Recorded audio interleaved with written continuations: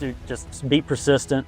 Anybody who's out there, like you just said, like, I don't really feel like I've made it by any means, but I can acknowledge the fact that I am probably further down the road than some folks. And that, you just got to be persistent. You got to keep going. You got to have faith. Man, I don't know how people do it without faith in some higher being. You know what I mean? You just got to be, if you don't believe that, maybe consider being foolish enough just to think that it might be true. Because, I don't know how you can go without a paycheck coming without having faith that something is going to happen. And, for me, I just believe God's going to figure it out for me, or we're going to figure it out together. Welcome to Burning the Ships podcast, and I'm your host, Jason Seward, and today I've got Mr. Kyle Doriety on the show. Kyle, welcome to Burning the Ships, my man. Thanks, man. I'm excited to be here. Yeah, I actually saw your episode. I haven't completed it, but I listened to the beginning of it with Chad Carson, and I was like, man, I got. And in that episode, you were talking about, leading up to leaving your job and all that stuff. So that got me excited. I reached out to you, and here we are. And I know you got some news to share on that whole leaving your job stuff. So we'll get into that in a minute. Before we get it kicked off, I'm going to turn it over to my man JJ for JJ's Joke of the Week. Take it away, buddy. Why was the math book sad? Because it had too many problems. All right, JJ. Thanks, man. That was another good one. So Kyle Doriety, Florence, South Carolina, correct? That's right. Yeah. Got you. Born and raised? Yep, pretty much. I right outside of Florence, and I moved a long 15 or 20 minutes away from my parents. And whenever I was looking for land, I love my parents, I love my family, but I grew up on family land on a pretty big farm. And it was like me, my grandma, aunt, down a row. It's nice when you need a half a cup of milk or something, but there's some struggles that come with it too. So whenever I started looking for property and stuff, I said, I got to be outside of golf cart distance. That was my rule of thumb. If my parents can drive a golf cart to my house, it's too close. So right. I'm outside of golf cart distance now. So that's funny. My wife and I, when we bought our land, this has been 15 years ago. We eventually built a house on it. That's where we're at now. But and we were talking, like, we don't want to buy too much land because all of our kids and grandkids, everybody's going to move and build houses on this land. So we're not trying to build a compound here, just a place they can play on. So that's cool, man. Well, look, I am excited because I mentioned kind of in the quick intro there that when I heard you on Chad's show, you were talking about leading up to burning the ships, and that's what the title of this podcast is. And this could not be more timely because as we record this on a Tuesday, you just burnt the ships last week. Yeah. Am I correct? That's right. Friday night was my last night. Yeah, that is. How do you feel? I know we kind of talked about it offline a little bit, but how do you feel kind of in the wake of that? Yeah, I feel it's kind of surreal. I mentioned to you offline that I thought that there was going to be like this big, like theatrical moment where I'm like, I walk away and, the birds are singing and everything. But it's more like, I just got started, I just quit. Now I got to sustain what comes after quitting the job. So it's like, oh crap, now I got to put my head down and hustle. So. Yeah, well, you've been doing that, and you don't. It's not like I tell everybody and I kind of sometimes want to change the name of this podcast because I've gotten the reputation of, like, my philosophy is just burn it all down, leave it behind, and just bet on yourself. And to some degree, that's true, but my mindset is truly before you burn your ship, you got to have another boat kind of being built or have a vision for where you're going. You can't just, some people work well that way where they just have nowhere to go but forward and they can build it from there. But that's not my advice. I mean, we mentor a lot of people in the real estate space, and I don't tell anybody that. Like, and use that W-2 as long as you can until you're confident that what you're burning that ship for is already almost built or you have a good vision. It sounds like you've done that, and we'll get into all that. Before I kind of want to take it back though. Let's go over your story. And you mentioned you're from Florence, South Carolina. So take us back as far as you want to go. Tell us who you are, what family life looked like, what's your childhood, high school, college, whatever you did to lead up to where you're at now, and we'll go from there. Yeah, sure. So I was born, like I said, here in Florence. Normal, probably when I was born, lower middle class. My mom worked at an orthodontist office all my life until I was an adult by the time she left. My dad was an automotive mechanic for a long time. He did that until I want to say, probably like sometime in elementary school. He got a job at like another manufacturing facility, and he made had a little bit better insurance, a little bit better, pay and stuff like that. And then he got a different job at a different manufacturer, a little bit better. Then by the time I was getting into like middle and high school, he got another better job, and I could see the lifestyle increase a little bit. I make a joke because my baby sister, by the time she came along, she's 19 now, I think. So she's like 11, 12 years younger than me. By the time she came along, she didn't experience all that other stuff. And for one of her birthday parties, she wanted crab legs for like her birthday. She wanted my dad to cook crab legs. I said, when I was your age, I never even heard of crab legs before. But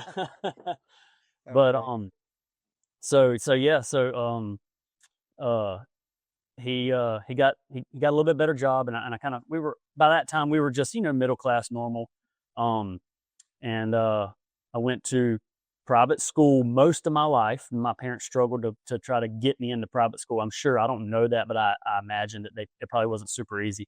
And then I went to Christian school up until 9th grade, and I hated it, man. I'm social. I like to talk. There wasn't a lot of people there.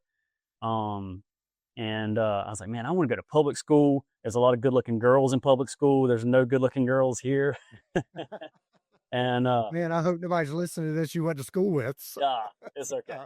Maybe there was a few, but yeah, there you go. Anyways, so I finally convinced my parents to let me switch to public school in 9th grade. So went to a public school there, and I played sports and stuff growing up.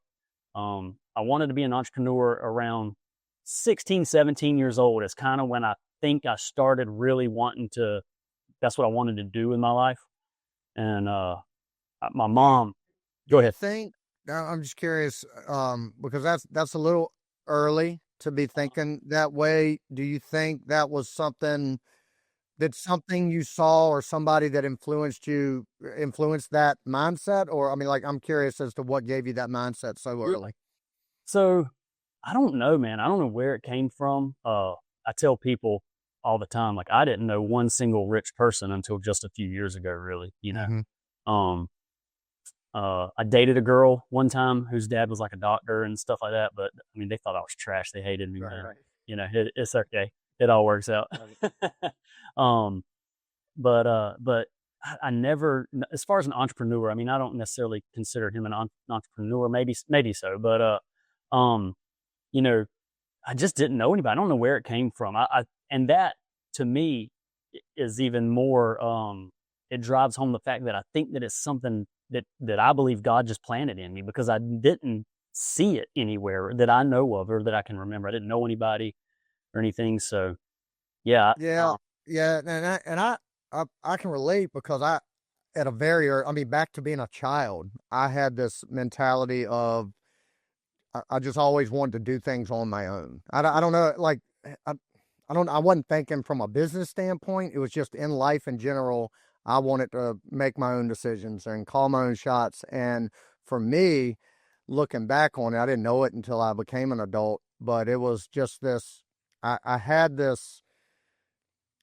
bad mindset toward authority. Like, just, I wanted to just have the freedom to think and be creative. And I always thought differently anyway. Like, I was almost a contrarian by nature. Anything you told me, I had to argue the other way. Like, that was just the way I was. So that evolved into entrepreneurship. And, I'm wondering, kind of hearing you maybe at that small private school that seems a little bit more structured and stuff. Mm-hmm. And if you had a little bit of that, like just want to be free and flexible to do and think how you want, 1,000%. Yeah, I'm still that way. I Right. mean, Yep. in my corporate job, it's like they have some rule, and I would think to myself, well, that's stupid. Like I could do it Right. 10 times faster if you didn't have that rule there. And I like to have an explanation as to why. Like if you ask me to do something, you know what I mean? I got a little authority, a little problem with authority maybe, but I think that I'm reasonable, like I'll kind of do it your way, but I just need an explanation. And if it doesn't make sense, then maybe you shouldn't do it that way. But Yeah. What's funny, and you'll find this when, I know we'll get into your wife and everything, but I know y'all plan to eventually have kids and stuff like that. When you have your own kids that are just like that, you get it thrown right back. I have a son that when I say because I told you so, that doesn't fly in his mind. It's like, why? Explain to me why I can't do this. And that's exactly how I was. But it's hard to parent that as well. So yeah. But so you're 16, 17. You have that mindset, and you were about to go into your mother. Yeah. So my mom is a great. My mom and my dad are great people. My mom's tough though. Like she don't put up with no junk. She's a hard worker. Like, she's the one that like, you bring home an A, and if she thinks you're capable of an A plus, it's not good job you got an A. It's why didn't you get the A plus? Because you didn't. Yeah. It's and then different children you do differently. I think I don't have kids, but it was all about capability. She knew if you're capable of this, that's what you need to do. So at 16, 17, she's talking to me. What are you going to do when you grow up? You need to be thinking about this. You're about to be an adult. And, you asked me if there was anybody that I knew of. And there is one guy. So my dad had a friend named Mr. Terry, and he owned a car lot. And I kind of saw that he kind of did like whatever he wanted to do a lot of the times. Like he was always going to his grandkids' stuff or his daughter's stuff or whatever. And I was like, I think I want to own a business kind of like Mr. Terry. It wasn't a car lot that I wanted, but I just saw that he was kind of free, so to speak. And she was like, you're not owning a used car lot. You need a job with benefits and insurance and all this other stuff. So I was like, okay, well, I guess that's what I'm supposed to do. So, 16, 17 years old. Yeah, I didn't know. And they were doing what they thought was best for me. So there's this company here in town that a lot of people think is like the place to work. And so I was like, well, I'm gonna set my sights there. So I went to tech. I graduated from high school. I went to tech school for 2 years. I got a engineering degree, a 2-year engineering degree, not a legit engineering degree. Mm-hmm. But I got a job at this steel mill, and I worked. I got an internship to begin with actually, and I worked really hard because I was like, I got to get hired. I want to get this job. I got hired, and then now in retrospect, I can see like I had all these goals that I was chasing within the job that kept me satisfied for about 3 or 4 years. So to begin with, I wanted to get hired, and so I was chasing that goal. I was busting my butt, and then I got hired, and then I was like, well, I want this specific job. And then I was chasing that goal, working hard, advancing towards it. And then I got that specific job. And then I was like, I want to move up in my pay progressions. So then I was chasing those goals, and I got them. And by this time I was like 23 years old. And after I hit the top pay in that position, I realized I was like, I don't want to go any higher. I want a leadership role in this company because in my opinion, you got to be pretty unethical in a lot of ways in order to get that position. And I was like, I'm not willing to sacrifice my ethics in order to have some title. And not to mention, it's not that much more money. And so then I went through a phase for probably about 1.5 years where I was kind of hard on myself because I felt like God had given me everything I asked for. And I wasn't happy. And I was like, man, this freaking job sucks. And I was working swing shift. It's 1,000,000 degrees. It's dirty. It's nasty. It's bureaucratic. I mean, there's like, it's a lot of stuff I hated about it. It's a good it's a good job. You know what I mean? They pay pretty good, and you got good benefits and all that stuff. But ultimately, I just had that entrepreneurial spirit, and I said, I just don't want to work anywhere. I don't want to work here. I don't want to work there. I don't want to work for Jason. I just want to work for Kyle, you know? Yeah. No, I get it. It's crazy, man. I didn't know that part of the story, and it's, as you're telling it, I mean, I had goosebumps there for a minute, because it's exactly what I did right out of college. I went, I'm in a small town in Virginia. The only place, if you want to stay local, is Dominion Power. It's a nuclear power plant. They're huge in this area. They employ 1,500 people. You get on with them, you're set for life. That was it. Like, that's everybody's goal from my hometown for the most part. If you want to stay there, you go to work there. Well, I did that. I got hired, and then just like you, like I was in the maintenance department, and I was working my way through that, but I had my sights set on like a business finance position with a company. And after about 2 years, I had an opportunity for one of those positions. At the same time, I was offered a position with an insurance company. And to me, it was in sales, which I was still working. It was going to have me working for a big corporation, but a lot more freedom and flexibility, and still live in my hometown. And I walked away from, my dream job, if you will, to go do this something different, just because I could not stand punching a clock every day, going to this machine. And then in the insurance world, it ended up being the same thing, and I stayed there 17 years, Yeah. But yeah, that first part of the story, man, that's crazy, because it's, even with the entrepreneurial mindset, it's hard to accept the risk of going on your own. Oh, It's hard to turn down the great benefits package. I go to work, I get paid for that work, and I don't have to think about it when I check out, right? It's hard to cut loose from all that. And kudos to you for, how long did you work there at the 11 years. 11 years. So, and up until this past Friday. When did you, so I know you were there if you were there 11 years, you were there several years. When did you start thinking about real estate, and then when did you take action on real estate? Yeah. So I was kind of saying, I went through that phase where I felt like I was ungrateful because I had gotten all this stuff. And then I just went back to my 17-year-old self and said, I just want to be an entrepreneur. It's what I wanted then. And I've kind of done what everyone else thinks I should do, and not what I think God's probably calling me to do. And so I started I was like, I don't want to own an electrical business. I don't want to own a plumbing business. I don't want to, that's not really what I want. So, because those are kind of like my background things, mechanical, electrical, those kinds of things. And so I just started reading, watching YouTube videos, Grant Cardone, all Brandon Turner, like a bunch of these guys, just watching stuff. And I realized that, real estate's what I want. I want to own them. I want to fix them. I want to sell them. I just like real estate, houses, all of it, land. So I was listening to the Bigger Pockets podcast, and all these people kept saying, I recommend the book Rich Dad Poor Dad. I recommend the book Rich Dad Poor Dad. And I'm like, I gotta read this book. So I was probably 24. So it was about a year or so when I was trying to figure out what I wanted to do. Then I decided it was real estate. Then I was into the education of real estate. Then I read the book Rich Dad Poor Dad, and 90 days later I bought my first house. Once I read that book, my mind just exploded. Yeah.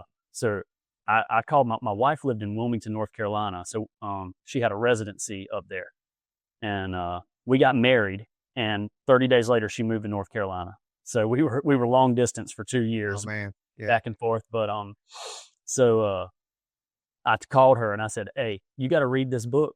I don't care if you follow what the book talks about or anything like that, but I just need you to know what just happened in my head. And I'm going to buy a house. Yeah. So I was 25 when I bought my first rental. Okay. Yeah. So that would have been 2020, April of 2020. Oh, right when COVID hit. Middle of COVID. Yeah. So I was under contract, and then COVID started happening, and I got a little bit of cold feet, but something told me just stick with it. Just buy the house and stick with it. It'll be all right. And it all worked out. It's crazy, man. That year that everything was going to chaos, that was our best year in real estate. We bought more houses in 2020 than any other year, but yeah, that's awesome, man. So what was your wife's reaction? Did she read the book? Yeah. So she read it, and dude, I got a freaking awesome wife. I mean, I hear people, I got some friends, you know, they'll ask me like, my wife wants a brand new Yukon, or my wife wants this, my wife wants that. I want to buy a rental property, and she's tough on me because, you know, and I think to myself, man, I'm so blessed because I just didn't, she's just like, if I told her like, hey, I'm going to go start flipping weenie dogs and we're going to get rich, she'd be like, all right, let's do it. Yep. You know, like she's just supportive, man. She's great. Dude, it's the biggest superpower. I talk about it so much here and anywhere I go, but I've got a very similar wife.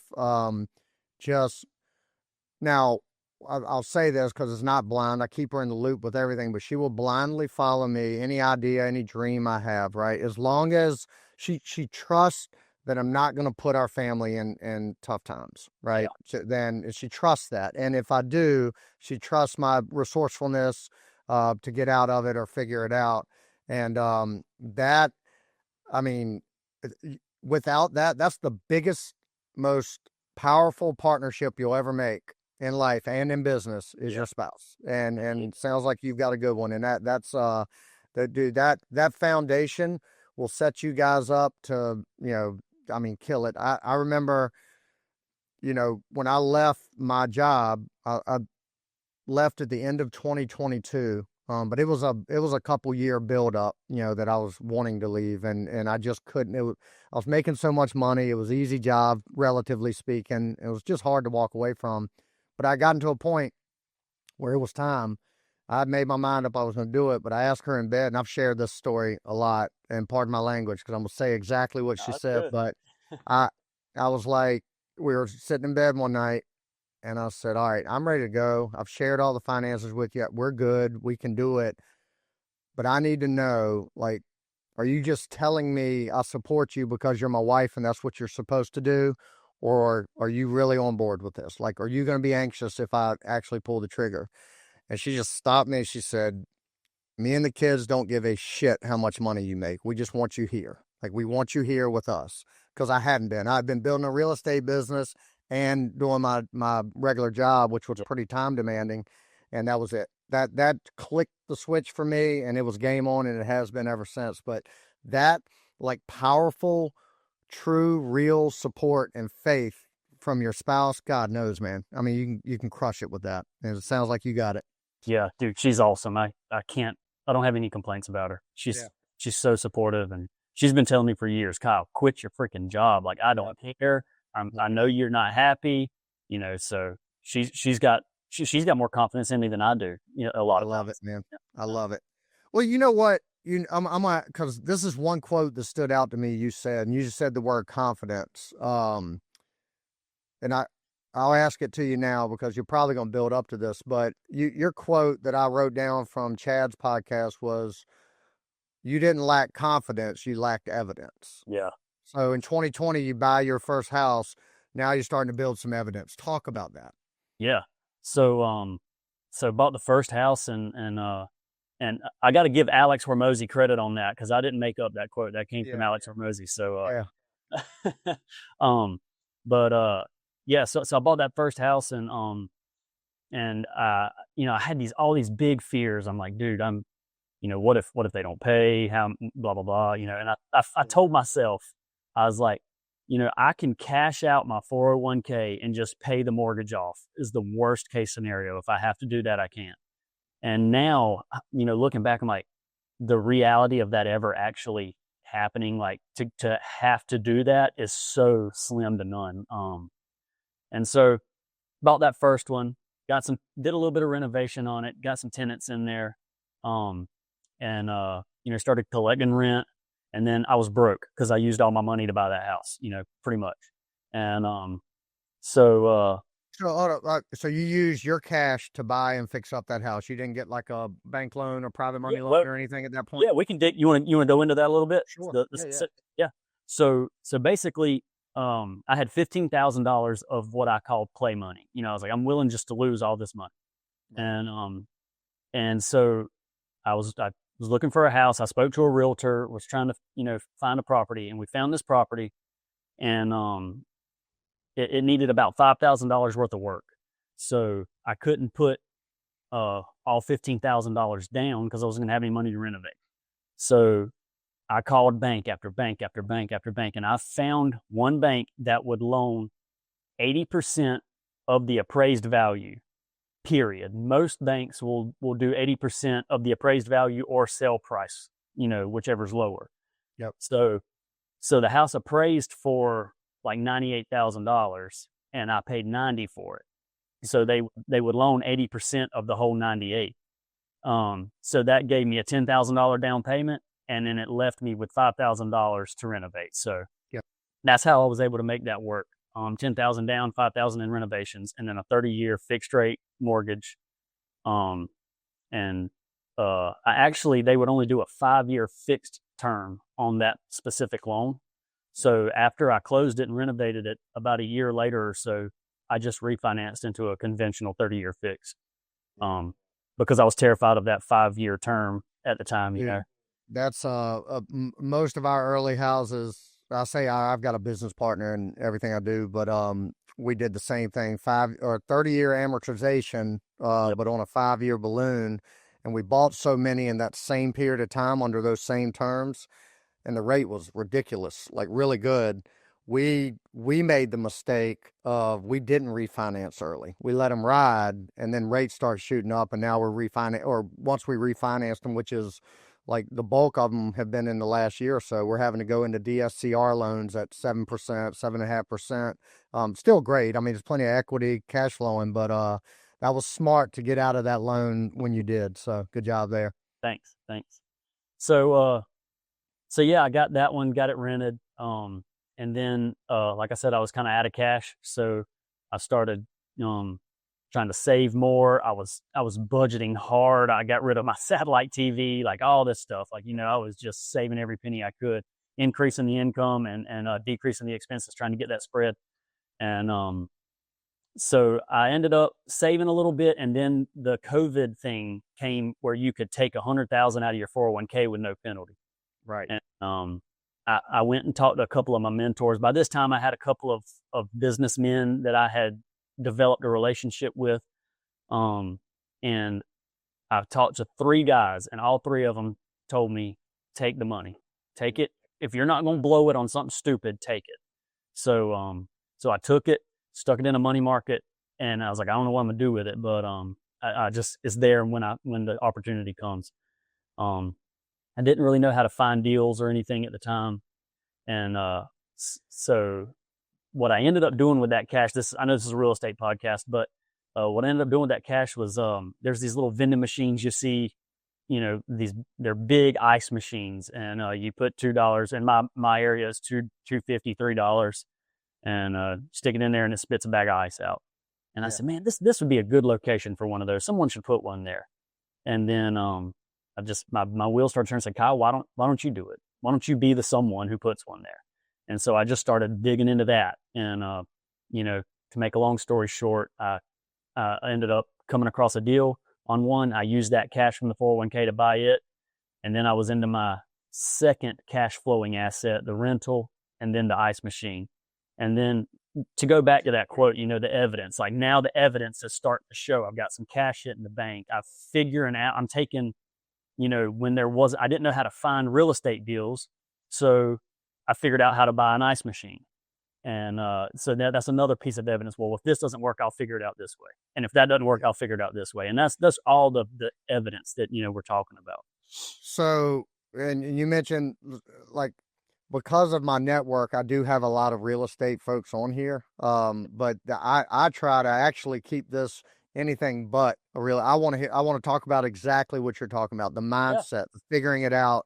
And now, you and I talked a couple of weeks ago about this ice machine deal. So that was kind of a gamble a little bit. You didn't know what to do, but here, I'm going to try it. I'm going to figure it out. Do you mind sharing some of the economics behind that? Yeah, we can do that. Okay. Yeah. So, basically the I started talking to this guy about his. I just called him to say, hey, do you like the business? Is it, what are your thoughts on it or whatever? And he ended up telling me, hey, dude, I got 3 of them. I'll sell you all of them. And I was too scared to buy all 3. Mm-hmm. I didn't know how to buy all 3. Right. Because I only had enough money really to buy one with cash. So I paid $80,000, $81,000, I think, for that first one. Okay. And he had some books, but like they weren't very good. It was like written on paper and in like a little notebook, and all 3 of his machines were just crammed together and all that. So you didn't really know how much income was coming from one versus the other. And he gave me his little notebook, and I went through it, and he thought that he was cash flowing about $1,000 a month off that one machine. He was wrong in my favor. Yeah. So that worked out good. Yeah, that worked out well. But it's because he just didn't have and he didn't really care. You know what I mean? Like it was like a small drip for him. Yep. It was a huge deal for me. Like I heard $1,000 a month, and I was like, dude, let's go. But we have 100 of these. Yeah. But yeah. So I tried to get financing on them. I went to a bunch of different banks, couldn't find finance, and they would offer loans, but they didn't understand the asset. They didn't want to have to take that asset if I didn't perform. And so they gave me pretty crappy terms. So I ended up just writing the check, and I bought it with cash. And it ended up being a pretty dang good deal. He didn't have a credit card reader on it, which was a big mistake, because when I put a credit card reader on it, I just watched the sales Yep. Nobody has cash anymore, man.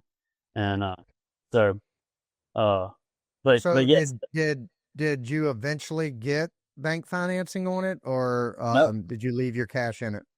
Actually, I ended up buying a second machine. I paid cash for it too. So there's a lot between that first machine and the second machine, but I had been doing real estate deals. I had flipped a few houses. I was still living real frugally. I still am living real frugally. And so I ended up buying a second machine, and I paid cash for it. Same reason, I couldn't find good financing terms. And just before I quit my job, so probably 4 weeks ago, it all worked out. I had 2 free and clear ice houses, and I was able to get $100,000 line of credit against those ice houses. Beautiful. And because they're free and clear. And I don't have like specific plans for that line of credit, but because I bought them in cash and made a business and made it work out, I was able to get that line of credit, which is nice to have. And I think, if I'm not mistaken, I remember you saying you've kind of leaned into that a little bit, like you're doing. Didn't you say you're doing like ice delivery to events and stuff like that? Yeah, we could talk about that some. So here's another piece of evidence of like, what I would consider a real entrepreneur is like, you don't have like a flow chart that you follow. You just figure it out. So those machines hold like 8,000 pounds of ice, and you don't sell 8,000 pounds of ice a day. And so if you're not selling it, it just melts and it runs out of the drain. So I just started trying to, talk to other people about ice delivery, like delivering ice. There's some other folks in other states that were doing it, and that I had kind of connected with. And so I started delivering to weddings to begin with, and people would order 10 bags of ice, and I was charging like $4.50 a bag. And then I was like, well, this doesn't make any sense, because it takes an hour just to go there and then go to the thing. So I called a guy. I was like, man, this whole ice delivery thing's not going to work. This is dumb. I called the guy and I said, this is my problem. He was delivering a bunch of ice up in Virginia. And I said, they only ordered 10 bags of ice. And he said, oh, you need a 50 bag minimum. I was like, well, dang, I'm sitting here thinking the whole business is over. And like, that's the most simple solution. And he said, yeah, if they want 10 bags, tell them that's fine, but you're charging them for 50. And ended up pivoting away from weddings and some events like that just because of the volume. It just didn't make sense. But I found a pretty good niche with construction and industrial stuff like that. I mean, I got, those are real good repetitive customers. They've got hundreds of employees that are using ice in their coolers. They're loading them up in service trucks. They're going out in the field and stuff like that. And so we use those machines to spit out bags of ice. We load them in a trailer and we take them around and drop them off. We use those boxes like you see at a gas station. It's got 2 doors on them. And we own a bunch of those, and we just set them on people's construction sites, job sites, and event. We still do events, but normally they're bigger events, big golf tournaments and stuff like that. And we'll drop them off, fill them up with ice. I love it. You mentioned your buddy in Virginia, because I've seen at like a lot of different farmers markets near me and like festivals and stuff like that, where there's always this big truck, same truck that's delivering ice. Now your buddy's from the Richmond area, is that right? Metro Virginia Ice Company. That's the name of his company. Okay, yeah, it's a different company because we're down in like the Hampton Roads area, but yeah, I mean, and it never, until you were talking about it, it never registered to me like, oh, that guy has a business, you know. Yeah. He's selling ice to all these people at these markets, so makes sense. But no, that's great, man. And I love you're building a theme here that I'll talk about in a minute that I'm loving. But let's go back to the real estate. So you bought your first house. Now you got the ice machine. Sounds like you flipped a few houses during that period. When you were, and you're still working, you're working a full-time job and you're married. How are you balancing all of that? And like, were you doing the work on these houses yourself? Yeah. So I did everything myself in the beginning. Yeah. I mean, it's hard. I don't know if part of me says, because if you're willing to do that, like you should, and you'll appreciate it more and you'll learn a lot. And then part of me is like, it's not really the best use of your time if you're driving all the nails and all that stuff. But in the beginning, man, I didn't care. I would go to banks. I would drive the nails. I would, get under the houses. I mean, any of it. I'd do all of it. Yeah. And I think you're right. It's important to feel that and it helps you understand it better. It definitely helps you be able to underwrite deals quicker. Yes. Walk into a house and see that and know what you're going to, roughly cost or, stuff like that. It definitely helps. The hard part is when you do have those skills, and I don't, like I've always had to hire folks to do, cause I'll go to YouTube University and screw everything up and double my budget, but if you have those skills, I'll see a lot of people have a tough time getting out of that, right? They can only do one deal at a time because they're the only one on the job site, right? Yep. They have a tough time delegating the things that they can already do, and they justify it by, I'm saving money and nobody can do it better than me, right? So it sounds like you've graduated from that mindset, which is good. Oh yeah. So I've always been aware of it. I used to do it because I feel like out of probably necessity. But I was always aware that this is not where I need to be. Like while I was crawling under the house and doing all the construction stuff, like I knew that this was not the best use of my time, but I didn't know what else to do. Like I was like, I know that there's something, a higher and better dollar per hour task. Yep. But I just don't know what it is. And it's, for those who don't know, it's deal finding. That's the thing you need to be doing. Yeah. We call that chase or hunting rabbits. If you're an entrepreneur, your best use of time is revenue generating activities, and that is finding deals, closing deals, and moving on to the next deals. And you're exactly right. And it took me a while to figure that out because I'd get so hung up in the mundane, like you said, low dollar per hour tasks that were easy to delegate. And I just had this it goes back to my childhood mindset of wanting to have my hands involved with everything and control. I don't anymore, but that was tough for me to get out of. And for you to have done it at, you're 30 years old. What are you, 31? 31. Yeah, that's fantastic, man. So you're buying, you're flipping. Yes. How many rentals do you have now? Where have you? 8. Okay. 8. Yep. All single family? No, 2 duplexes. Okay.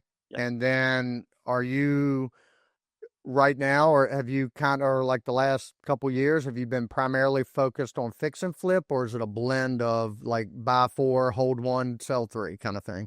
I would say a blend. Yeah. So, okay. You asked, I don't think I answered your question. You asked like kind of how did I balance that stuff as I was going? I didn't probably, I worked a lot. I mean, I know one house that we bought, we had to jack up the walls. I mean, it was a big job. And I worked 4 days at my job. I worked 4 days off. I worked 4 days at my job for 6 months straight. Like I just didn't stop until the house was done. But that goes back to my wife, man. Like she was right there with me at that house on my 4 days off. So it's like, it's not like I was sacrificing time with her because she was there and we were still having fun together, working on the house. But, dang, she's an angel. But, I think back now, I'm like, dang, no other woman in the world's hardly going to do that. But, Kyle, I'm telling you, man, it is your superpower for both of y'all. I mean, before we had kids, my wife and I moved. Our first 5 years of marriage, we moved 6 times. Oh, I'm sorry. 2 of those years we had our first child, and we were moving because we kept buying live-in fix and flips. That's what I was, we were both working, coming home, sanding floors, painting, doing all that. And I mean, looking back on it, I can't remember us having a single fight about like any of it. We were just doing it, going through it. I mean, we got to a point when, it's funny, man. A memory came up recently on Facebook of my daughter, her first time walking. So she took her first steps, and in the background you can see all the painter's tape and paint on the floor. Like we were raising our daughter in a construction zone. So that it did reach a point where my wife was like, all right, we've got to settle somewhere. We don't have to keep moving around doing this. But yeah, it's tough. You get me excited because it is rare. It is rare to have that kind of support, and I love it, man. So you balanced it that way. I'm sorry to keep distracting. No, but good, man. Yeah.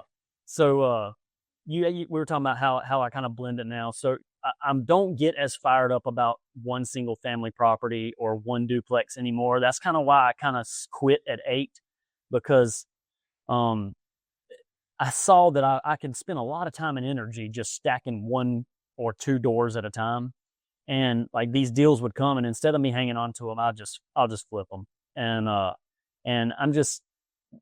trying right now. My mind could change at any time, but right now I'm trying to only really hold deals that are going to move the needle for me, a lot.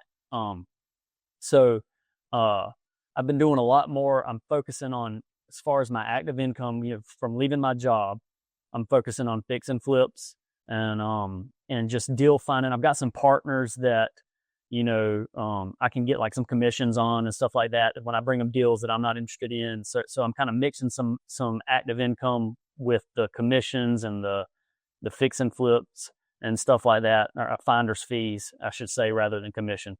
But are you assigning any contracts, wholesaling? No, in South Carolina, they pretty much made it illegal to do that. That's right. Yeah. So I just don't want to build a multi-million-dollar wholesaling business and then have somebody knock on my door and say, "Hey, you can't do that anymore." That would suck.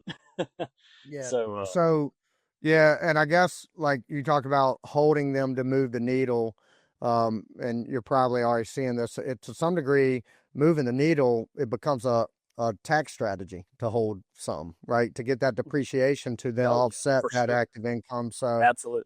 And that's the only reason. I mean, we have quite a few rentals now, but the only reason we hold on to them, I'd sell them all today. I don't want to deal with them, nothing but that tax depreciation that offsets all the active income we have in our lending company.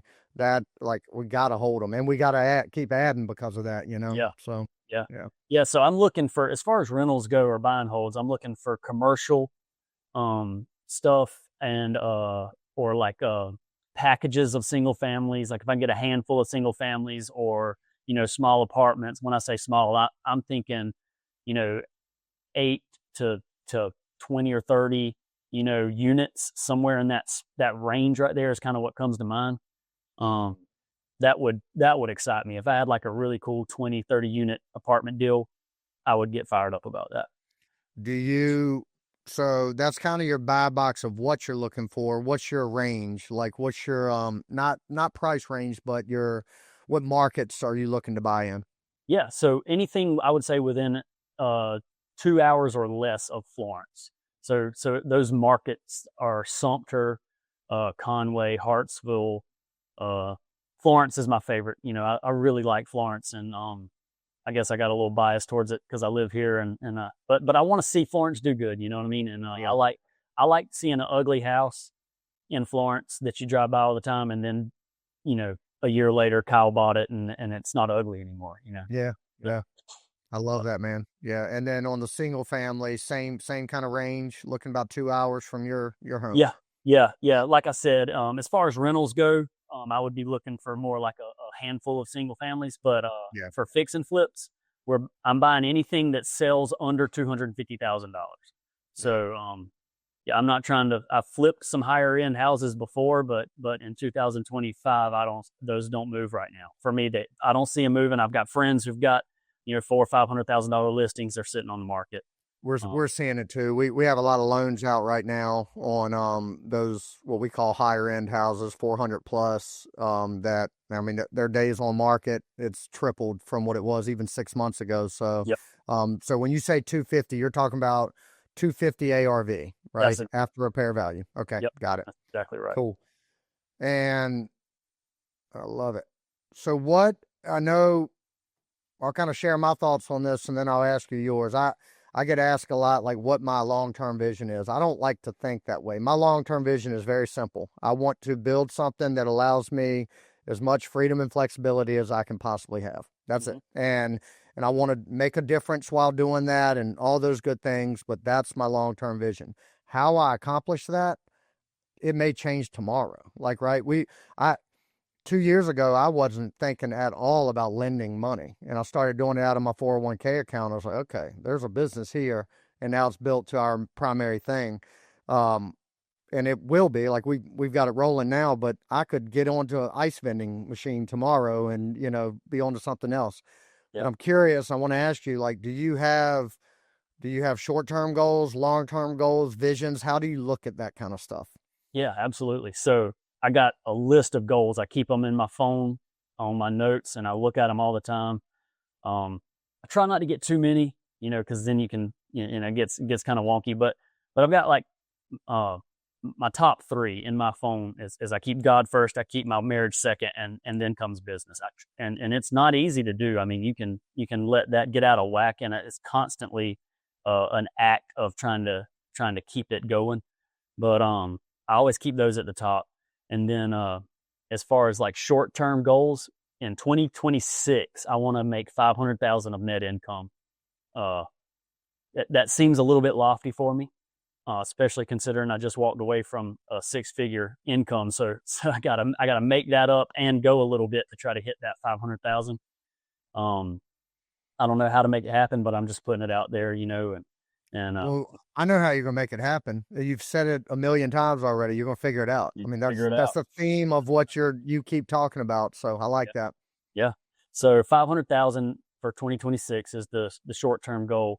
And then long-term, like, I'm like you, man. Like, I don't really have a specific I believe that I want to fulfill my potential.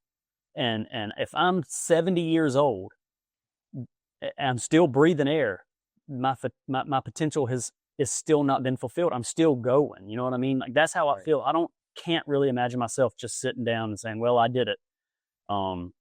So Tim Tebow's I'm a huge Tim Tebow fan. He says, I don't want to get to heaven well rested. He said, I want to be exhausted. And so that's kind of how I imagine it. But I do have like some specific things, like I want to be able to travel like at least 6 weeks a year. I want to get my wife job optional by the time she's 40. So that's about 10 years now. One of my big specific ones that me and you have talked about is an airplane. I want to buy a Cirrus SR22. I think they're freaking cool. I don't even have a pilot's license. I fly a lot, but as a passenger, I want to get my license, and I want to buy a plane. I don't know how to make that happen. Like, I can't even imagine stroking a $500,000-$600,000 check on an airplane, but people do it all the time. They sell them all the time. So somebody's doing it. May as well be me. I love it, man. I actually, it's funny, man, because I've just gotten to know you here in the last couple of weeks, but I had to fly yesterday. I was at the airport, And I saw like I was waiting at my gate, but I saw a small plane over there and some guys getting on it. I was like, Kyle and I are going to talk about that tomorrow. So yeah, so I love a big vision like that. And everything you just said, it's not, I used to try to set these like door count goals or X amount of cash flow per month, from my rentals and stuff like that. And I just don't anymore because the more I'm in this business the longer I'm an entrepreneur, the more I realize like the best approach for me goal wise is just to be nimble and be able to, like you keep saying, figure things out and just flow with what works in the moment. I mean, right now, our lending company is doing great. It might not be in a couple years. I don't know. I don't know where things will go. So I'm always going to have my hands and eyes, ears open, looking for other things. And I love you. And we'll start wrapping things up with this question because I'm real curious. I ask a lot of folks that come on here. You're one of the younger guests I've had on, and you've got a lot of wisdom for your age. Like a lot of things you're saying, yeah, I mean they're way ahead of where you are in age and experience. And one question I ask a lot of my guests that have kids, and I'm gonna ask you as a child that has grown up with Okay. a good, sounds like a good family, good steady home, not a lot of adversity when it comes to that. I mean, your sister's eating crab legs for her birthday, so that right. So, but what I ask a lot of folks with kids is, and I'll give you some background here. My family life was not that great growing up. My dad got into drugs when I was young, and it was just a chaotic scene for a while, but that shaped a lot of who I am today. I had a very strong mom. She had a very positive mindset and just kind of drilled into us, move forward, keep moving. We're going to figure it out. We're going to figure it out. We're going to get through adversity. We're not going to lay down, all that kind of stuff. So it shaped me into who I am, and it set me up to do very well when it comes to business. And I often wonder, my kids are not going to have that same adversity, right? They have two parents at home that love them, love each other. We have a great house, everything, unless something crazy happens, but everything is pretty much as perfect as you can get as a child. So they're not facing that adversity. And I lose sleep at night wondering, like, how am I going to shape them into having this relationship with adversity that I have, and they're not actually facing any of it. So I'm going to ask you, that was kind of raised in a good childhood, not a ton of adversity and stuff like that. How do you have this mindset that you have of, I'm just going to figure it out. Nothing's going to faze me. I'm going to keep going to a point where I leave my career to go into the next thing. Where does that come from? Yeah. My dad was a freaking he just worked like 1,000 hours a week when he had to. I remember like in 2008, like when things were tough, like it didn't last for a long time, but I remember him working at Home Depot for a little while. Like he was working his normal job and then going to Home Depot and working for a few hours. And, most people just aren't willing to do that, and so I saw that. I see him, just figuring it out. If this job doesn't create enough to make it work, then we'll go do this. And I saw a lot of that. My mom, did he have a positive mindset? Like, because I think I love that because it was modeled for you. You figured out, you go work hard and you just keep moving. Did he complain, or was he just, okay, that's it right there, man. Because you saw the adversity modeled for you and you didn't hear any negativity with it. I think that's huge. Never heard him complain once. I love it. Yeah. And then my mom, I watched her, she just had high expectations. She, like I said earlier, she just didn't put up with no junk. One quick story. By the time I got, they had told me like, hey, when you start driving and stuff like that, you're going to have a job, which I had to cut grass and stuff growing up. Like I always had to cut my great grandma. She lived 2 houses down, and every single Friday before I went anywhere with my friends or anything like that, I had to cut the grass, and I had to weed eat and I had to pull weeds in the flower beds and stuff like that. And then when I started driving, they had already told me you're going to have a job. And we went to Western Sizzling. Do y'all have Western Sizzling? You know what that is? Yeah. Okay. Oh, yeah. So I don't know if I've ever noticed one anywhere else other than here. Right. Anyways, so we were at Western Sizzlin for probably one of my grandma's or somebody's birthday, because no young person wants to eat a Western Sizzlin, only old people I do there, I think. The Golden But Corral. yes. So we were eating at Western Sizzlin, and I just turned 15, a little older than 15. I don't remember if I had my day license yet, but I might have just gotten my driver's license for my day license. And the waitress came up to the table and was like taking our drinks. And my mom said, "Hey, y'all hiring? He needs a job." And I was like, God, dude, I do not want to work at freaking Western Sizzlin. And but I didn't have no choice. Like, I wasn't about to say, "Mom, I don't want to work here," because that would have been even worse than working there. So the lady brought me an application. I filled it out, sent it to the table, and they gave me a job. So I had a job at Western Sizzlin, whether I liked it or not. That's awesome. So yeah, I mean, that definitely. And then I had like my poppy, I call him Poppy, my granddad. He's always been a super hard worker. Worked at a paper mill. He's always flipping horse trailers and stuff like that. So I saw a lot of that stuff.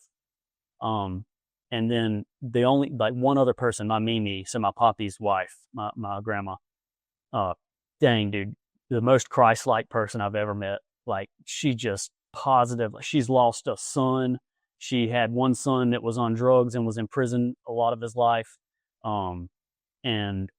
Just, she's been through a lot of stuff, man, and just the most positive person. She was in church every Sunday, Wednesday, Sunday night.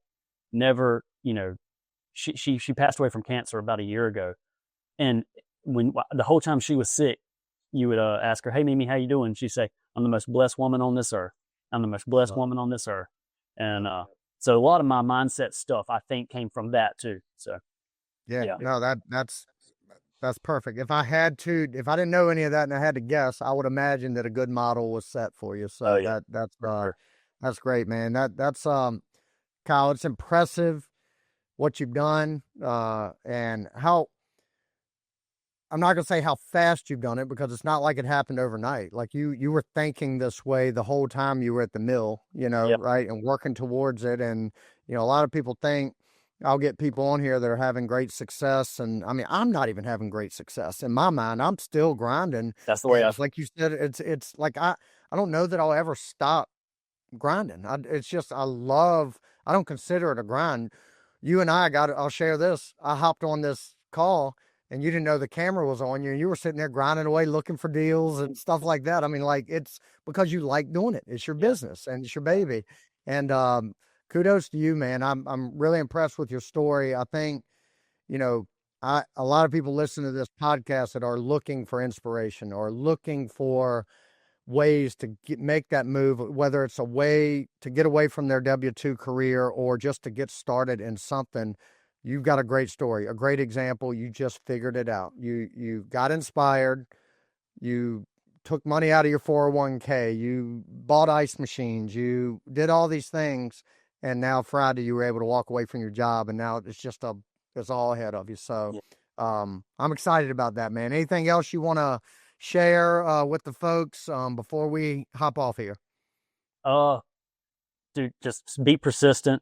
Anybody who's out there, like you just said, like, I don't really feel like I've made it by any means, but I can acknowledge the fact that I am probably further down the road than some folks. And you just got to be persistent. You got to keep going. You got to have faith in it. I don't know how people do it without faith in some higher being. You know what I mean? You just got to be, if you don't believe that, maybe consider being foolish enough just to think that it might be true.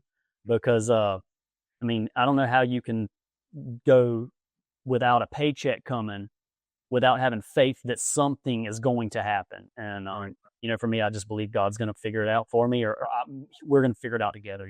Well, he's given you the skills and the mindset to figure it out for sure. And I love that, man. Do you have? I know I said I was wrapping it up, but I just thought of another question. Do you have? I know you talked about, like, as you got going, you had a few mentors and business folks in your area. Have you leaned hard into networking and masterminds and mentorship, coaching, stuff like that as you've built? Yeah, I've done some mindset coaching. Jason Drees, I don't know if you guys have, if you okay. So I did a Jason Drees thing for 6 months. It was good. but I needed something more real estate focused. I needed somebody to coach me in real estate, so I didn't renew with them. I joined another mastermind out. It was called the Capitalist Cartel. There's some freaking ballers in that group, man. Yeah. Okay. Do you? Yeah. They're cool, man. I was in that group for a while, but like all the meetups and stuff were way out where they are, I think in Missouri, and it just didn't work out for me. And then I'm in Chad Carson's group now, so RPM, and I've learned, dude. I've learned a ton from that group, and it's helped because there's a lot of more local guys that are close to me within an hour or so. So, yeah. But yeah, I think you gotta pay for proximity. Is, you know what I'm saying? Like you gotta surround yourself with good people.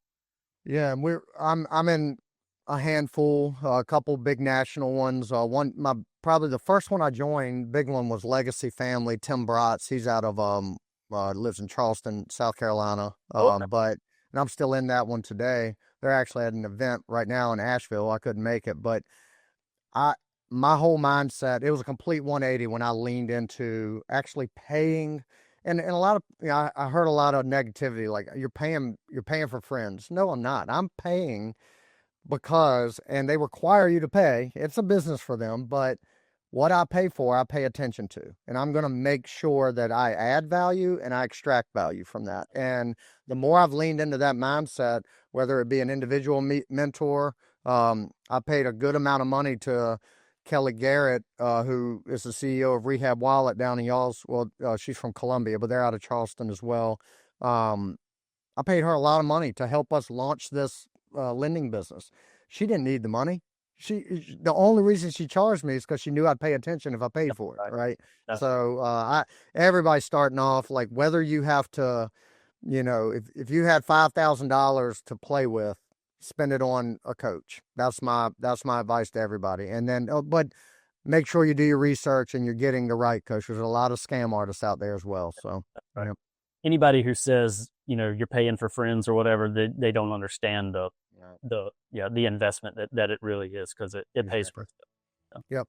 So Kyle, I appreciate you again, man. I'm gonna keep up with you. And anytime somebody lays out specific goals on this show with me, you better expect a follow up. So I'm gonna be following up with you to see how you're tracking, and I'd love to get you back on here kind of as we get maybe halfway through 26, just see where you're at and how things are going, and run this back. So yeah, man, absolutely. Yep. I'd love to. Well, I appreciate it, man. Good luck with everything, and appreciate you coming on Burning the Ships. Yeah, man. Thanks. I appreciate it. Thank you for tuning in to this episode of Burning the Ships. I want to give a special thanks to our sponsor, 608B Capital, helping real estate investors secure fast, reliable funding to fuel their boldest moves. If you're ready to take your investing to the next level, visit 608bcapital.com to learn more. If you found value in today's episode, please take a moment to rate and review the podcast. Your feedback not only helps us improve, but it also helps us reach more people who are ready to burn the ships and commit fully to their goals. And don't forget to share the episode with someone who needs that extra push to take bold action. I'll leave you with this. Burning the ships isn't just about removing the option to retreat. It's about unlocking the courage to charge forward. No matter the odds, the past is behind you and the future is yours to conquer. Thank you for listening, and I'll see you next time on Burning the Ships.